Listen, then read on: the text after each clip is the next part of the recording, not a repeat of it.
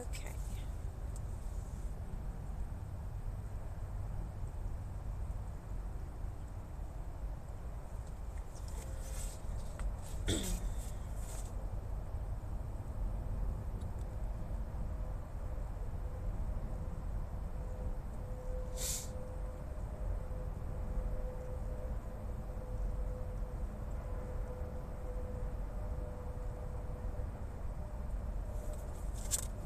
Hello, hello. Alright, so we left off on a bit of a cliffhanger. Seraphima got upset because Frump finally told her that he loves her, and she ran out in the middle of the road crying, and then a car came. So,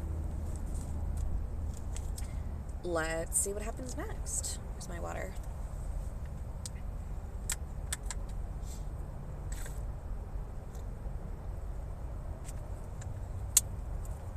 Now, this is from Oliver's perspective. I've never felt anything like this. Like someone's hollowed me out, scraped me raw, left me as nothing but a shell. I feel a white, hot poker of pain every time I look down at him. I can feel his weight in my arms. I can still feel the heat of his body and his wiry fur prickling against my skin. He's here, but he's not. I want to close the book. I want to start from the beginning. I want him to be standing by my side in front of Queen Marine as I tell her that I'm off to rescue the princess. I want us to walk through the story a million more times together. I feel like I'm in a glass box. I can see Delilah's mouth twisting as she calls my name, and her fists pound on the transparent wall to get my attention, but I hear nothing but the blood rushing in my ears. Frump, I whisper, shaking him gently. Come on, wake up. Suddenly, Delilah's hands close over my shoulders, shaking me hard. At that second, the whole world comes crashing over me, like a rogue wave that sends you somersaulting and steals your breath and your bearings.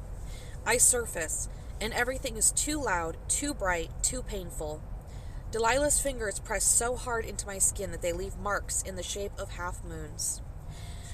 Seraphima is crumpled into a ball, rocking back and forth, wailing. I have no recollection of how we got back into Delilah's house. There is just a trail made of drops of ink that led me from the street to the kitchen floor. You have to help him, I say to Delilah, the words catching in my throat. Oliver, she whispers, there's nothing we can do. He's gone. But she's wrong. He's right here. We have to get to the beginning. You have to close the book. There is no book, she says softly. We can't go back. Something about her words break through my haze, and I look up at her face, stricken. Death to me has always just been a word. A mention of a king I never knew, a villain whose demise led to a happy ending. Never have I seen it, never have I felt it, never have I held it in my hands. Never has it been forever. Seraphima kneels in front of me, stroking Frump's limp body.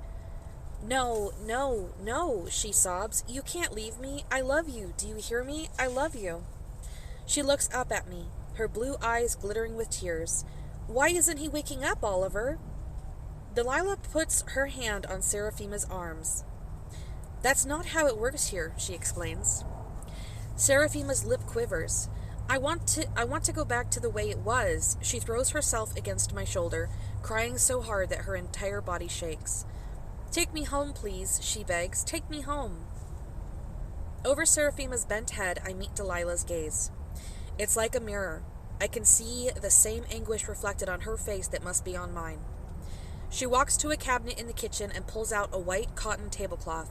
Gently, she comes closer to me and lifts Frumps out of my arms to wrap him in a cocoon. When I let go of my best friend, it feels like a part of me is missing. I look down at my hands, stained with ink.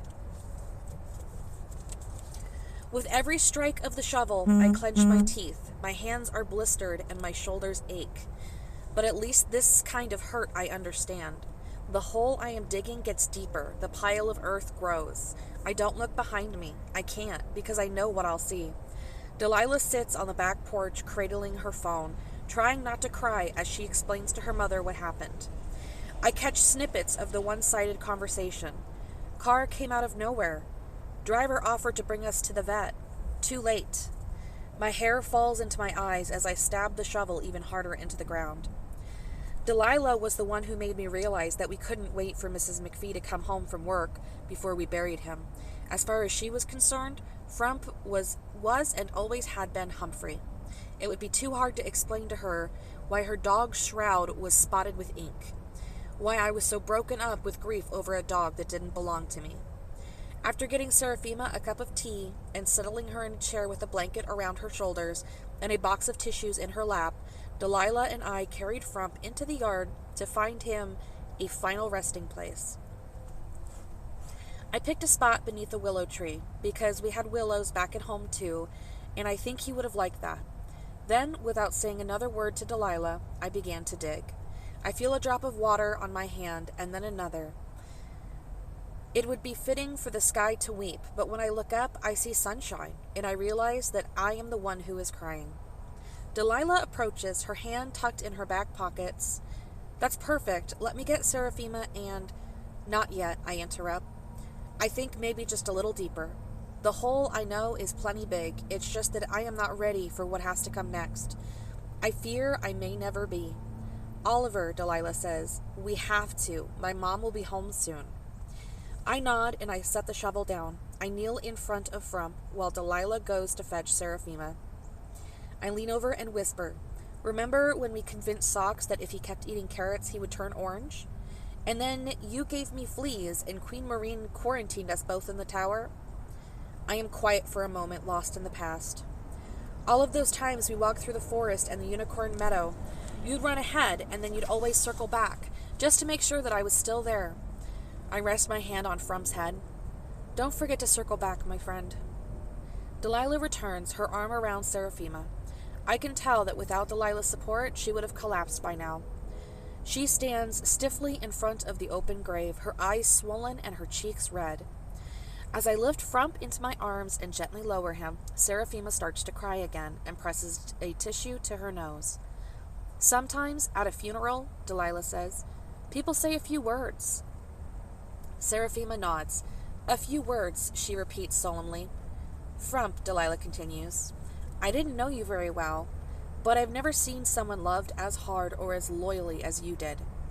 She looks up at me, and I realize it's my turn to speak. I clear my throat. I hope that wherever you are, you're finally who you want to be.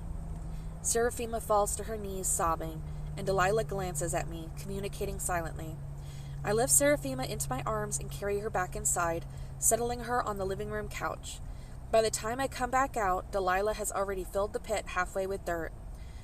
For a moment, I am frozen with agony watching her. Then I grab the shovel from her hands and begin to viciously toss heaps of earth into the grave.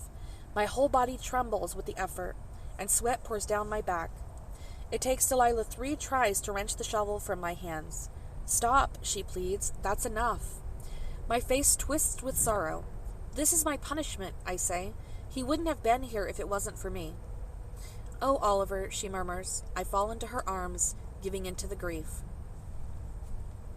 When you love someone, silence isn't awkward. Delilah sits next to me, her arms wrapped tightly around me, and neither of us speaks. I was born in a sea of words. I lived and breathed language, but right now, this quiet is the most comfortable place in the world. When Delilah's mother comes home, she spends an hour outside at Frump's grave with Dr. Ducharme's arm around her. Seraphima retires just after supper, saying she has a headache, although I know it is just the day's events that have overwhelmed her. For the first time since I came to the house this morning, I find myself alone with Delilah in her room, with a Herculean task ahead of me. Are you ready? Delilah asks as she pulls the fairy tale from her shelf. I take a deep breath and I open the book to the final page. The entire cast of characters stand in position on Ever After Beach in an odd mashup of fairy tale and science fiction. The mermaids swim in the shallows, Captain Crab steers a spacecraft, the trolls are shooting lasers from behind the barricade, Edgar stands with his sword raised high in victory. Beside him, Jules is pulling at the chafing neck of her princess gown. As soon as she sees our faces, she relaxes. I told you guys it would be Delilah and Oliver, she says. Now can I get out of this corset? But I'm not focusing on her words. My eyes fall to the spot where Frump would have stood, and where instead Humphrey now holds a laser gun in his jaw. Whoa, boy, Edgar says, grabbing the gun as the dog swings it wildly back and forth. That's not a toy. He glances up at me. And before you ask, no, we haven't found another portal yet. But maybe if you stop interrupting us by opening the book, we could actually get some work. That's not why I called you here, I swallow. I don't know how to say this. Delilah covers my hand with hers where it rests on the edge of the page. It's Frump. He's dead, I managed to say. Queen Maureen blinks up at me. For goodness sakes, darling, that's what happens to Repsculio every day. Just close the book. I don't live in a book anymore, I reply. And neither did Frump when he died. It's different here. There are no second chances. It's permanent. A cloud of shock settles over the cast. Well, what if we bring him back here? Socks asks.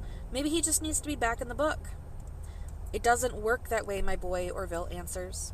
When you are in a given world, you must play by its rules. Frump can't die out there and be resurrected here. One of the mermaids starts to cry, and then another, and then the third, and the tide begins to rise. Pyro exhales a plume of white smoke. Sock sits down heavily on his rump. But he was my friend, the horse wails. How can he just be gone? I know it hurts, Delilah says, but every day it will hurt a little less. She turns away from the book to wipe her eyes. If I stay with them while they grieve, I'm going to be ripped apart all over again too, and I have barely managed to regain control since the funeral. It's more important than ever that you find a way for Seraphima to return to the book, I tell Edgar. She needs to be back there with all of you. Repsculio puts his arms around Queen Marine's shoulders. One by one, the fairies emit a shower of sparks, becoming memorial candles for Frump. I'm sorry, I tell everyone, my voice husky with regret. I never thought something like this could happen. And then, I can't hold myself together anymore. I step back before everyone sees me fall to pieces. Before I can, however, Delilah closes the book. I sit down on the edge of her bed, burying my face in her hands. How can anyone survive in this world, I ask? How can you keep letting go of people that you care about? I don't really mean for Delilah to answer, but she sits beside me and threads her fingers through mine. Because you know that they're in a better place, she says quietly. That's what everyone always tells you, but I didn't really think it was true until now. There is something in the tone of her voice. I catch to her words that makes me look up at her. Her eyes shine with tears, and she's biting her lower lip. Since Edgar told us that he wanted to get out of the book, I've been trying to find a way to keep you here too. When you love someone, you want to keep him safe. It's why Frump wanted Seraphima to go back to the book with him. She takes a deep, rattling breath. I'm so scared of losing you forever. I don't think that I could live if you didn't, which is why I realize Seraphima isn't the only one who needs to leave. Slowly, her words swim into focus in my mind, and I realize what she's saying. But I love you, and I love you too. So much that I'd rather have you in a world away, safe, than not have you at all. I want to argue, but I know that I'll never win. The proof is in Delilah's backyard, under the willow tree. The proof is in the dirt, still caked beneath my fingernails. Delilah throws herself into my arms, and I clutch her, as if holding her tightly enough were all it would take to keep me from falling back into those pages. I hold her as if she could leave her impression on my skin, on my heart. I try to commit all of this to memory. How it feels to touch her, the vanilla scent of her hair. I wonder how many people that I will lose in one day.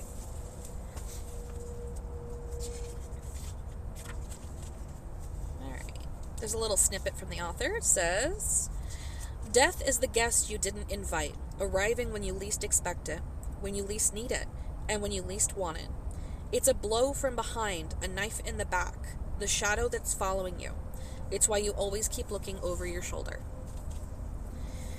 Alright, so now we're going to switch over to Edgar's point of view. So the last one was Oliver, this one is Edgar. How do you explain the idea of never in a world where possibility is endless? Socks turns to me, his eyes clouded with confusion. So, when Oliver said that Frump isn't coming back, he asks, he just meant like this week, right? I look around to find everyone staring at me waiting for answers. The way people explained death to me after my dad was gone was a load of crap. He's in a better place. He'll always be with you. As long as you remember him, he's still alive. None of that is true. When someone you care about dies, no matter how hard you hang on, he starts to fade away. One day, you can't remember the pitch of his voice anymore. And then you forget the way he smells, and before you know it, the only memories you have are the ones that come from photographs. Not this week, I tell Socks. Not ever. Could we maybe talk to Frump about this? Socks asks. I'm pretty sure I can get him to reconsider dying. It's not a choice. It's not his choice, I explain. It's like getting erased. Like he's not part of the story anymore. Like Oliver? Asked Glint, the fairy. Yeah, kind of. If Oliver could never open this book, and if you were never able to speak to him again. I glance around at the stunned faces on the beach, wondering if I'm only making it worse. If Oliver were here instead of me, he would know exactly what to say. As usual, I'm just a poor substitute. Socks's upper lip trembles, but I didn't get to say goodbye. That's the thing about death, I hear as Joel steps forward. You hardly ever do. Until now, I almost forgot about her. The streak of white in her hair has tripled in size. She still looks ridiculous in a princess's gown and combat boots, but the characters are hanging on her every word, as if each one is a precious gift. The fact that you don't get to say goodbye is what makes it feel so unreal, Jules continues. That's why it's so hard to wrap your head around. You feel like if someone's going to leave forever, there should be a last hug or a kiss, right? But death's a bitch. She sits down on a rock. Maybe you'll see a cloud the shape of a dog bone and you'll call out Frump's name so that he can see it too. But he isn't with you anymore. Or you might dream about him digging in the castle strawberry patch as if he's still here. But when he's not. But as much as you think it hurts now, I'm sorry to say, it only gets worse. Once the shock wears off and truth sets in, that's when you realize how much you're missing. Queen Marine frowns. Then what do we do? Jules glances at her. We just keep on living. As the group begins to disperse, Jules walks towards me. Thanks, Dr. Phil, I mutter. Shut up, Edgar. I flinch, remembering what high school was like. It was a hell of a lot easier to be silent and overlooked than to be constantly shut down. A spark of anger flares in me. What makes you the expert on death, anyway? None of your business, she glances at me. We better get moving if we're going to find that portal, because I'm not planning on sticking around another day. There must be 1,000 trees in the enchanted forest, and we have to examine every one. Jules and I stuff our fists into the small hollows of the trunks where squirrels usually live, trying to see if there's a hidden passage out of this book. Glint, Ember, and Sparks crawl into crevices in the trees as well, lighting them up like display cases in a museum as they peek inside, trying to find something of value. I don't get it, Jules says, up to her elbow in a willow. Haven't you guys done this before? Oh yeah, I stick my hands into trees whenever I get the chance. And here's the illustration. There's Jules with her combat boots and the white stripe in her hair and the princess gown.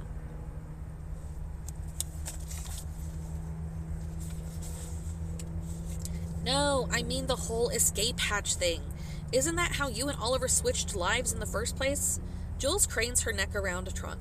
Can't we just Freaky Friday this and be done with it? If it were that simple, don't you think I would have already done it, I point out? The way Oliver and I traded places was by rewriting the plot so that it was a sci-fi battle starring me instead of him. Saying he was an imposter all along, and yeah, I guess we were able to fool the book long enough to make the switch, but the book wants to go back to its original form. It started leaving notes for Oliver in the real world, and it started to turn Frump back into a dog before he left. So, if we wait long enough, we won't get spit out of this book anyway? No, it's not like that. It seems to be able to tolerate swapping characters, but not messing with the story. It wants a happily ever after. Jules rolls her eyes. Well, that is just so Disney. So was Miley Cyrus, I say, and Jules laughs. Can I ask a stupid question? What are we looking for? Is it an actual Easter egg? That makes me think about my mom and what Oliver said happened to her. Delilah assured me that she's totally fine now, but I want to see for myself. It could be anything. Then I've definitely found it, Jules tells me, and she holds up a handful of squirrel poop. This is totally going to get me back home. You're right, we're not going to find anything here. I knock against one of the tree trunks. Hey, Glint, I say, and she pops her tiny bright head out from the knothole. You guys are free to go. The fairies zip away, leaving a trail of light behind them, like the phosphorant glow of a 4th of July sparkler. Now what? The ocean, I suggest. Warning, the mermaids are major hoarders. Who knows what we'll find in there? My aunt's a hoarder, Jules says.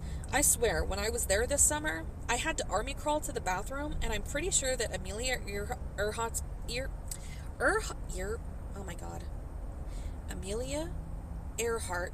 body is stuffed somewhere underneath piles of newspapers in the living room. Why were you at your aunt's? My parents told me it was so that I could experience the joys of country living, like hauling slop buckets to pigs and cleaning out the chicken coop. But in reality, they were just trying to ditch me. Why? I ask. Something in Jules seems to shut down. They thought it would be good for me or something. I dig my hands into my pockets. That's why my mother wrote this book, I tell her. After my dad died, I was kind of terrified of everything. Your dad died? I shrug. I guess neither of us lived up to our parents' expectations, huh? I was never going to be the kind of kid that my mother hoped I'd turn out to be. Namely, Oliver. I could only be myself, but that didn't seem to be good enough.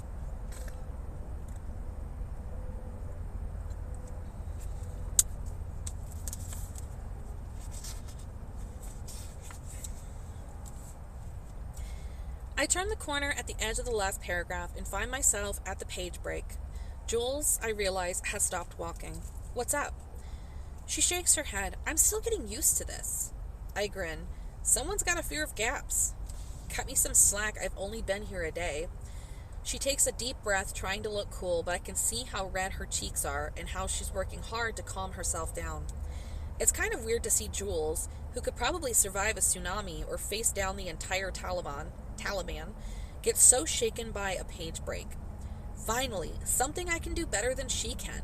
I reach for her hand. Try not to overthink it, I say, and leap on to the next page.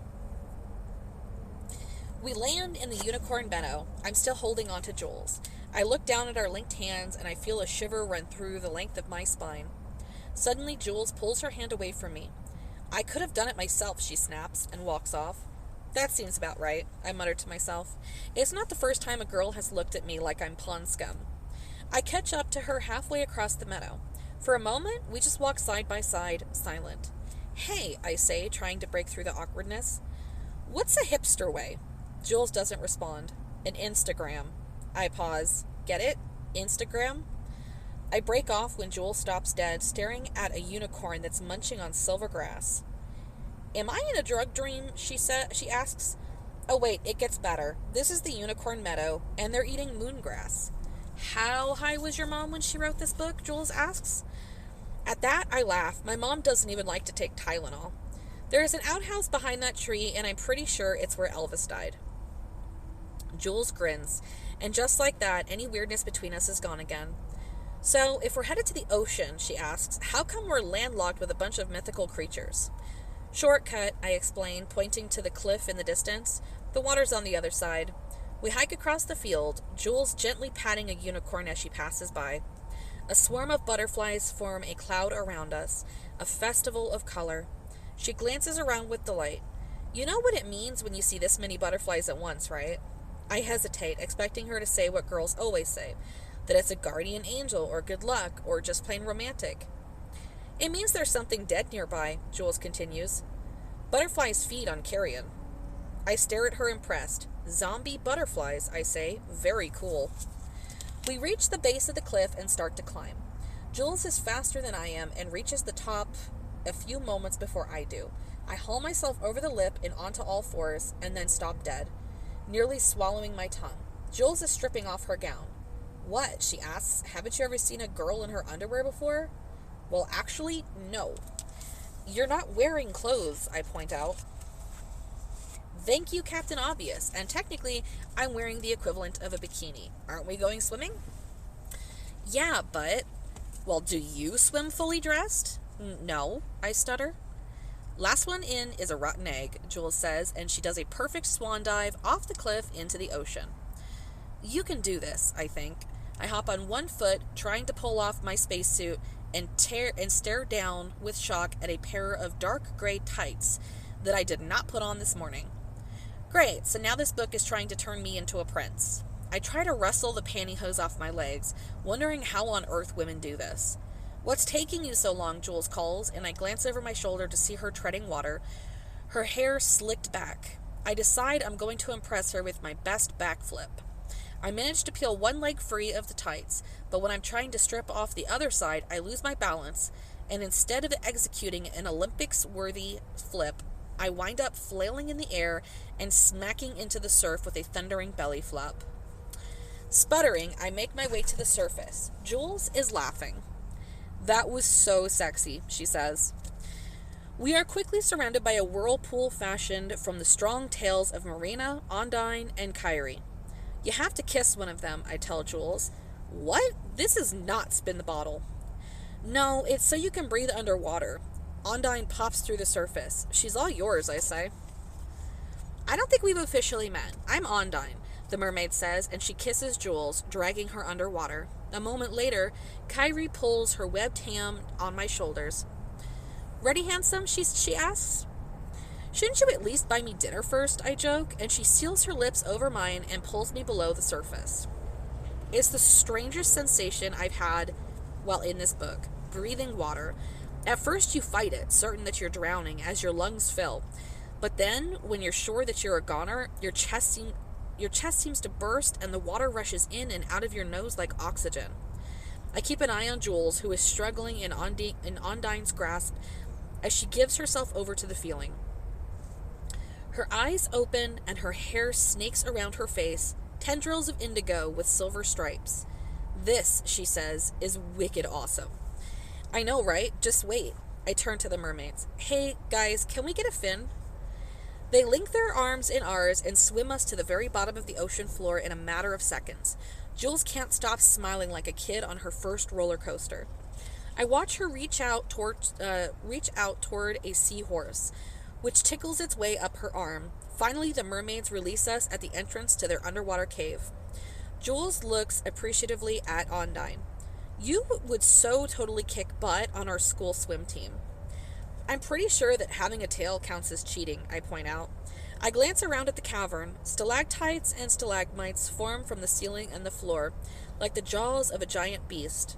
Bright orange brain coral colors the walls, and in the center of the cave is a slab of granite, their dining room table. What are we looking for? Marina asks. A way out, I explain. Kyrie snorts. You've come to the wrong place, she says, and she unlocks a small wooden door. Half a dozen skeletons drift towards us, still draped in bits of ribbon and velvet and clinging to their swords. If these guys didn't find an escape hatch, I doubt that you will either. I expect Jules to be terrified by this, but instead she breaststrokes closer to one and shakes its hand. Cool, she breathes. Marina nods. I'm impressed. I like this girl. I begin shucking oysters, hoping to find something other than an ordinary pearl. Marina swims into the depths of the skeleton closet, strip-searching the inhabitants. Ondine sifts through kelp and Kyrie flips over flounder and starfish on the ocean floor. Meanwhile, Jules sits cross-legged on the granite table, elbow deep in giant pink clam filled with keys. What about this one? She asks. These all have to open something. At one time, yes, they were the keys to the kingdom, to shackles, to diaries. Most of them are long past their use, Kyrie says. Jules starts examining them one by one and sorting them into piles. Some are rusted, some are shiny, some have seaweed tangled around them. Some are ornate, some are plain. Nothing stands out as extraordinary. Nothing screams, this is your escape. This one has writing on it, she says, holding the key up to the crackling light of an electric eel. I can't make it out. I take it out of her hand and read the Latin inscription out loud. Carcere? I'm just going to guess it says that. Aqua, I say. Water prison, Jules translates. You speak Latin? SAT prep, ma'am. I am a vocabulary beast, she frowns. Do you have any idea what it means?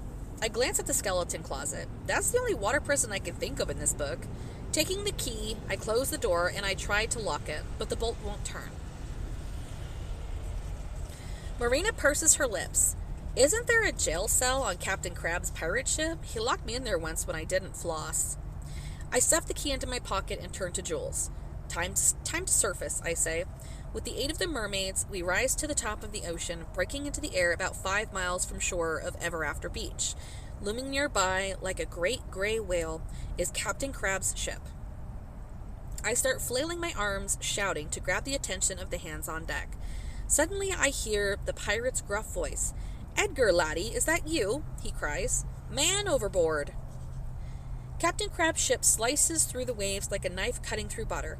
The salty spray splashes over the gunwale, soaking the rough blanket the first mate gave me after hauling me up to safety. Sitting on an overturned crate is Jules, wrapped up in her own blanket, holding a mug of hot grog. Her hair is starting to dry, and by now there's more silver in it than blue. I keep thinking it's like a ticking time bomb, that we better figure out how to get Jules back to the real world before she's fully blonde and singing to birds and bugs on her windowsill. Captain Crab stands in front of me, his feet planted wide to keep him steady as the deck rocks back and forth in the surf. Tell me again, mate, why is a landlubber like yourself was swimming in these parts? Is there a cavity bothering you? No, my teeth are fine. I unclench my fist to reveal the key. We found this in the mermaid's cave, and we're looking for the lock that it fits. I think that it could be on your ship. Well, I didn't misplace any keys, the captain says thoughtfully, but you're welcome to take a look around. He extends a hand to Jules, helping her to her feet, and she smiles. As soon as she does, he leans in a little closer. Ye have a twisted eye tooth, he murmurs. I could get ye a retainer that could fix that. Thanks, Jules says, but I've done my time in braces. Captain Crab sniffs. Well, whoever ye went to clearly wasn't a perfectionist. I wander around the top deck trying the key in various padlocks, but nothing works. I glance around for Jules, but she seems to have gone AWOL. Then I hear her cry, Look, Edgar, I'm king of the world. She straddles the bowsprit, her arms extended wide in a T, doing her best Leonardo DiCaprio impression. Great, when you're done playing Titanic, can you get down here and help? Well, you're no fun, Jules says. But she scrambles down and walks over to the walleye, one of the hands who's mopping on the starboard side of the ship. Is there another floor? Walleye glances down at the wood beneath his mop. This is the only one we got. She means a lower deck, I explain. Oh, why didn't you say so? Walleye grunts, leading us down a ladder to the 2 tiny cells in the belly of the ship. Okay, this is creepy, Jules says. Why is there a prison in a fairy tale? Captain Crab shrugs. It came with the boat. I pull on the iron bars of one locked door. Where are the keys? The captain looks at Walleye, who lets his gaze slide to the floor. Don't know, he admits. Scuttle was the last one who had him. Scuttle, Captain Crab yells. The second mate comes out of the galley, wiping his hands on a dish towel. Ye called? Where are the keys to the cells? I keep them in the cookie jar, he says. Just wait here a minute. Scuttle disappears into the kitchen again, and we hear banging and rattling in a gigantic crash. I'm fine, he yells, and a moment later he comes back with a small ceramic container. He empties the contents on a rough wooden table. A dozen stale, hardtack crackers filled with mealworms that I can actually see moving, and a single brass key. Scuttle presents the key to the captain, who hands it to me. I open the cell on the left, and Jules and I crowd inside. It's barely big enough for one person, much less 2. And we have to dance around each other as we pull loose the boards and kick at the dirt on the floor. Jules turns to me, and I can feel her breath on my neck. I can't help but think of how close we are, even though that's the last thing I'm supposed to be focusing on. Looks like there's nothing here, Jules says. Should we try the other one? I grab the key with the Latin inscription and wiggle it into the lock. When the tumblers turn, all the hairs stand up on the back of my neck. This is it. For a moment, I hesitate. What if the minute I open this door, Jules disappears just as suddenly as she arrived? What if the best thing that happened to me since I've been here vanishes before I get a chance to really know her? What are you waiting for? Jules asks, and she shoves past me and pushes open the barred iron door. I draw on my breath, expecting the worst to happen, except it doesn't. Jules stands in the middle of the cell, rattling the bars. Well, looks like this one's a dud, too. Captain Crab draws himself up. Just one glance and his two crewmates scatter above deck. We follow and stand at the distance below the sail, watching the fireworks between them ignite. Do either of you two numbskulls care to tell me how our key wound up on the bottom of the ocean floor? The captain yells. Scuttle and Walleye exchange a glance. Well, as best they can, since Walleye's gaze goes in two different directions. Well, Captain, it's like this. Scuttle swallows hard. We dropped it in the ocean. Captain Crab sighs. Do ye ken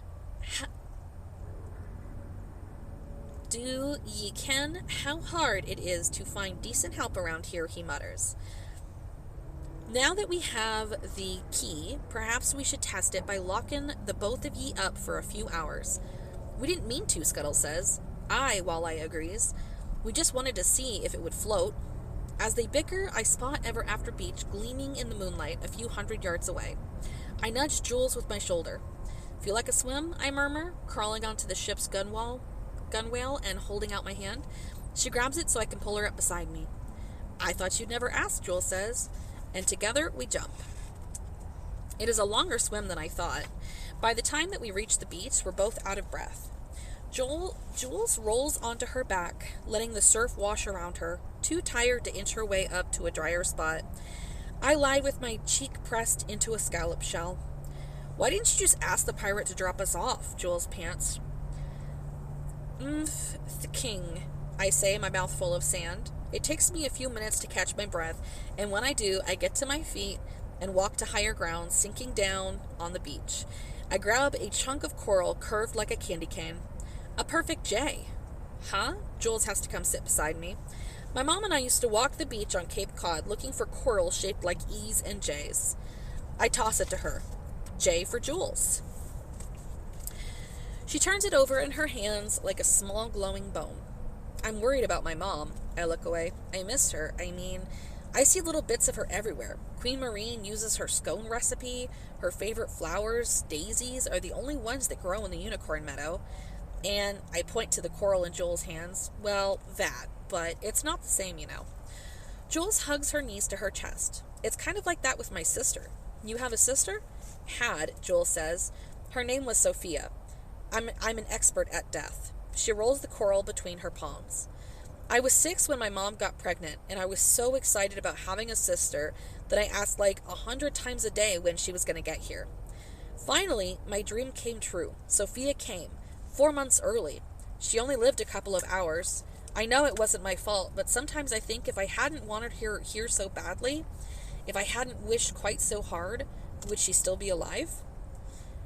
Jules dashes her hands across her eyes. This is so stupid. I don't even know why I'm telling you.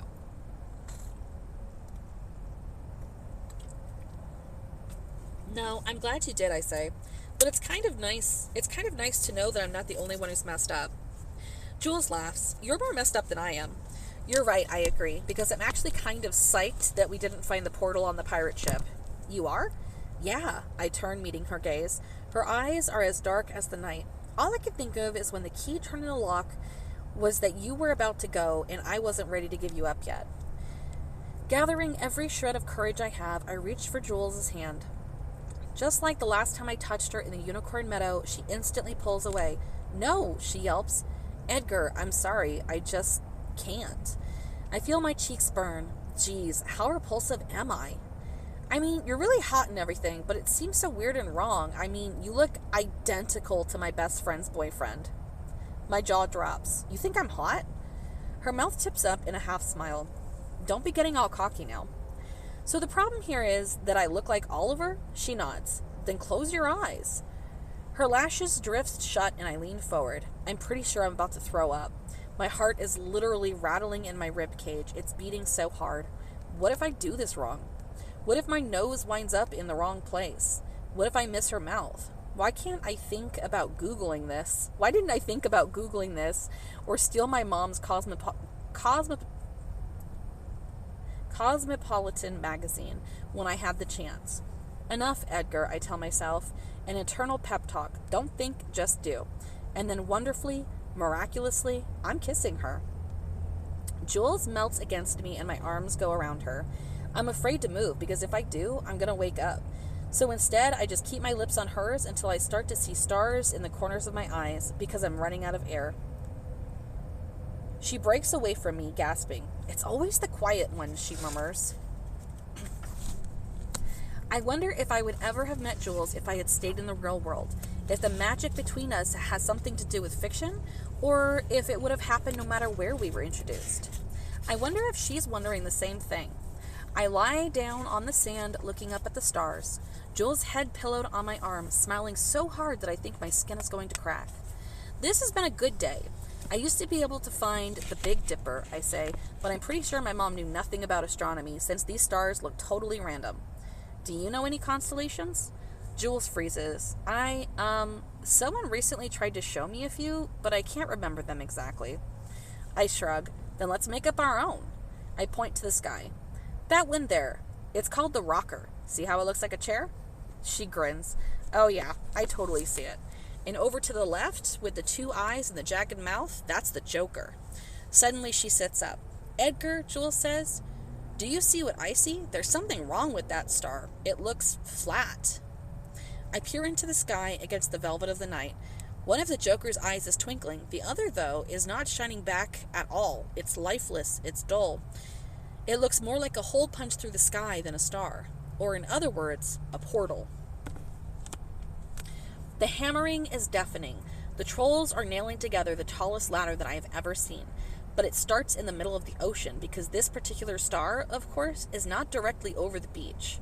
As a result, this is an engineering marvel requiring the coordination of the trolls who are designing the mechanism, Captain Crab, whose boat serves as the platform for the ladder, and the mermaids who are frantically swimming against the current to control the wave patterns buffeting the ship. Jules and I swung by the castle for a change of clothes before gathering our building committee. To my shock, in my bedroom wardrobe, there were no spacesuits anymore, just rows of tunics and tights. It took 10 minutes for Jules to convince me to walk outside, and even now, I can't believe I'm dressed like freaking Robin Hood. How much longer? I ask Biggle as he moves past me with a claw hammer in hand. Dawn is practically clawing at the edge of night. What if the stars fade before we have a chance to reach this portal? What if we have to wait till tonight and it's gone? Biggle snorts at me. We're on the last plank, he says. We've used up all the wood that's available. Any more and we'll have to start cutting down the enchanted forest. I can't even imagine how pissed off the book would get at us if we started to raise the trees. Trog calls down the all clear. Captain Crab gives the base of the ladder a hard jerk. Looks sturdy, he says. Hope you're not afraid of heights, Joel says with a laugh. Lifting up the edge of her gown, her combat boots have vanished. She's wearing these ridiculous little slippers that look like they all have the protection of a sock. Because I'm not climbing in these. I'll be just fine, I lie. I put my foot on the bottom rung, feeling my boot slip and hoist myself up, starting to climb. The ship rocks beneath my feet and the ladder lurches from side to side. I'm climbing in total darkness, which is actually a blessing, because if I could see below me, I'd never make it. The splashes of the mermaids' tails and the voices of the trolls fade as I get closer and closer to the top edge of the book. And yet, it seems like no matter how far I climb, I never arrive. Finally, I reach the top of the troll's ladder. I grab on for dear life as it swings from left to right, nearly pitching me off. I crane my neck, staring at the stars. One of them is definitely different from the others. It's five-pointed, white, outlined in yellow. While the other stars wink like diamonds, this one stays still and muted, as if it's been glued in place. I go up on my toes and I stretch as far as I can with my right hand, but I'm still several yards away from even brushing the edge of it. I briefly consider whether I could reach it with a sword and cut it loose, or take one of the troll's clubs and swat it from the sky, but even if I were able to reach it with a weapon of sorts, I couldn't be sure that it wouldn't damage it in the process. Reluctantly, I begin to shimmy down the ladder until I am again standing on the rolling deck of Captain Crab's ship. Let's see it, laddie, he admits. I couldn't reach it, I admit. How about Ruffskillio? Jules suggests. He's taller, isn't he? He's not 12 feet taller, I point out, and I turn to the trolls. There really isn't any more wood? Snort shakes his head. As it is, we dismantled the castle outhouses. You might want to remedy that, I say, preferably before Queen Marine wakes up. So we're out of luck, Jules asks? There's no one tall enough to grab a star? I think about this for a moment. Maybe it's not height that we need. I cut my hands around my mouth, calling into the distance.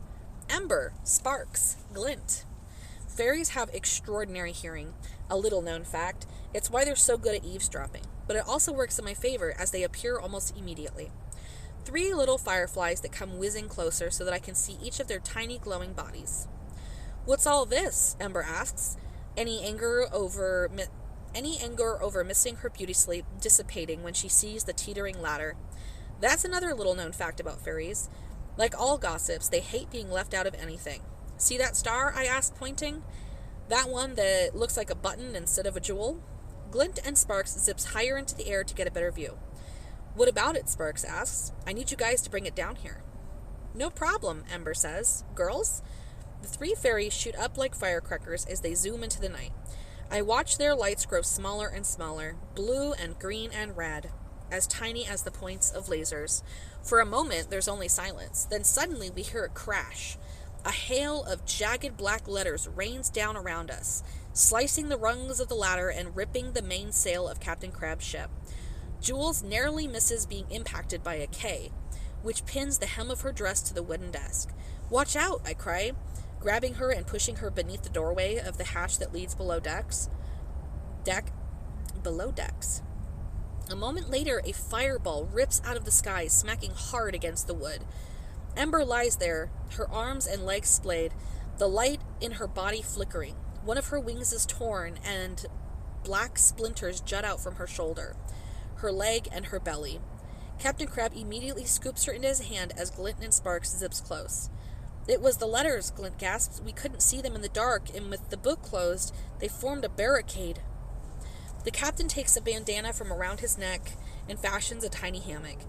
He gently places Ember on it and gives the corners to her sisters. Get her over to Orville straight away, he instructs. He'll keen what to do.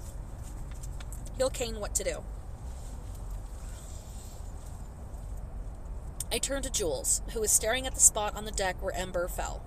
We almost killed a fairy, she says woodenly. I'm pretty sure you go straight to hell for that. I think, Captain Crab says. You may be out of luck, laddie. I glance up at the night sky, at the letters I can't see that are scrawled on the paper of this book. What beats paper? I ask. Scissors? She replies. No, I say, grim. Fire. As we sprint through the pages to Pyro's cave, I explain my plan to Jules.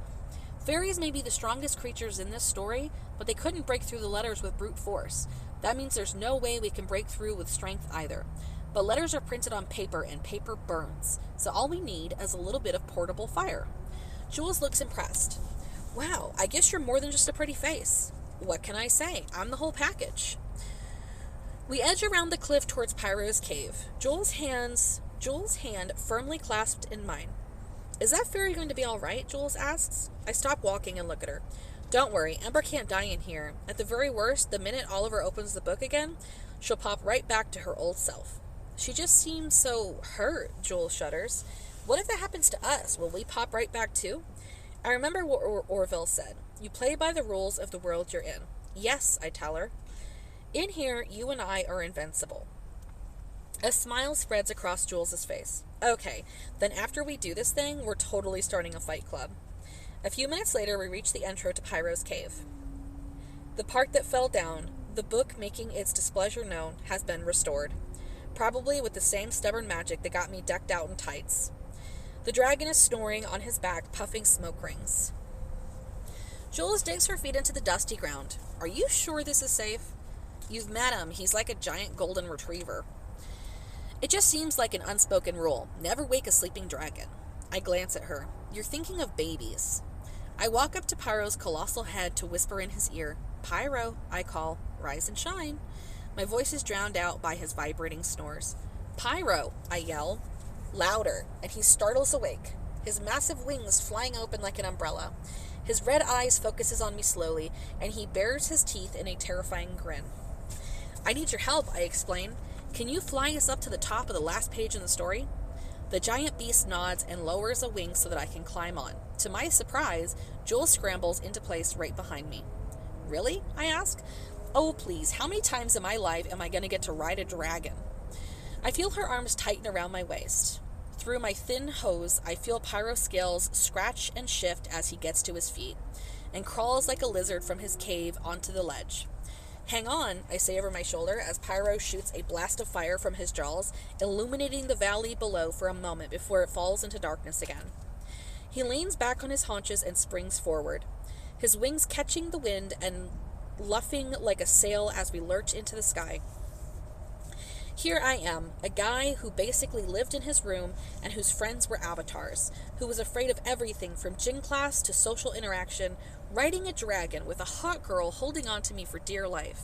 Finally, I'm the hero. If only my mother could see me, I think. If only I could see her. Jules screams with delight as Pyro weaves over the mountains, rising and falling like a roller coaster that's run off its track. She's clinging to me so hard that her knuckles are white, and I can feel her face buried into my shoulder. I think in this moment I could soar around on Pyro forever. When Pyro leaps across the page, there's an extra blast of wind, and he flies a little higher until finally we reach the end of the story. Slow down, boy, I say. Even though I can't see it, according to Ember, this is where she ran into the wall of letters. I pull back on Pyro's leathery mane, a rein.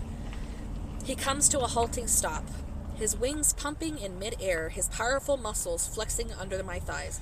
Pyro, I command, light up the sky. Pyro opens his jaws and paints a wash of fire across the sky. The world for a moment is a bright orange. Silhouetted against the flames is what looks like a junkyard of letters. A tangle of words smashed and tumbled together, pasted back to back, sealing the facing pages together. Get closer, I instructed, and the dragon inched forward. On the count of 3, I want you to torch it. 1, I say, and Pyro sucks in a giant breath. 2, his cheeks puff out, illuminated by the fire inside. 3, I scream, and Pyro blasts the letters with a burning blaze.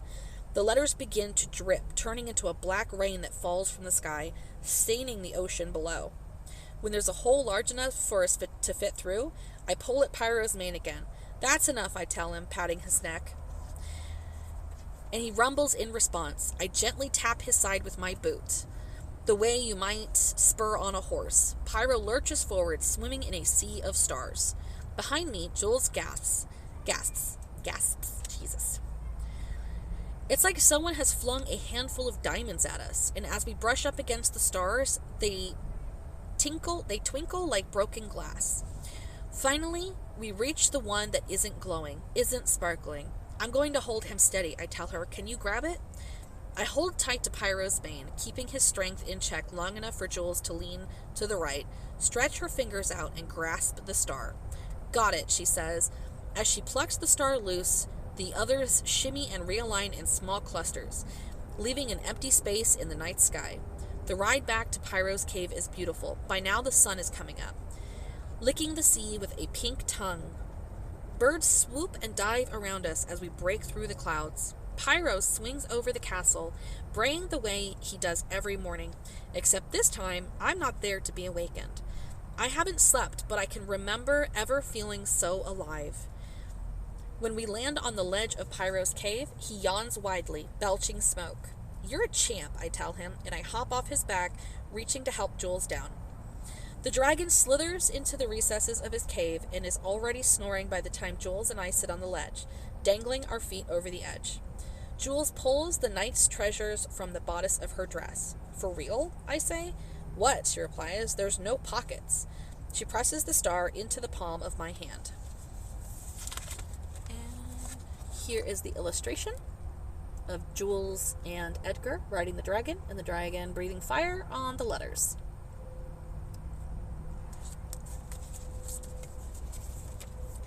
I expect it to burn a little, to be warm to the touch, or prickly and heavy as a meteorite. The star is none of these things. In fact, at close range, it looks exactly like a sugar cookie, 5 pointed edges in yellow frosting. I turn it over in my hand and notice that the piping continues on the other side. Wish upon a star, it reads. Jules, I breathe. I think we found it.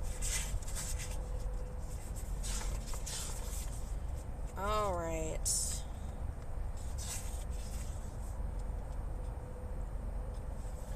The next chapter is stupidly long.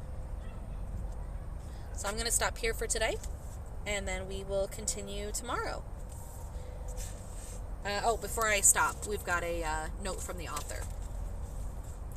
What would you do if you only had one day left in this world? Spend it with the people you love? Travel to the far corners of the earth to see as many wonders as possible? Eat nothing but chocolate? Would you apologize for all of your mistakes? Would you stand up to those that you never had the courage to face?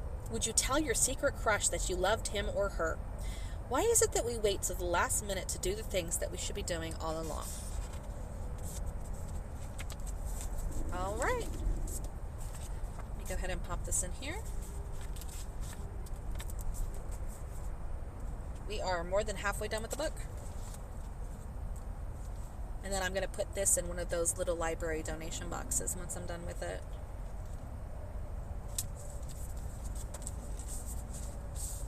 And there is a spider in here. That's nice. Okay. I will see you guys tomorrow. You guys can reach me on Discord. You can get to the Discord by the link tree, which is in the About Me area on my Twitch. You guys have a wonderful day, and I will see you tomorrow.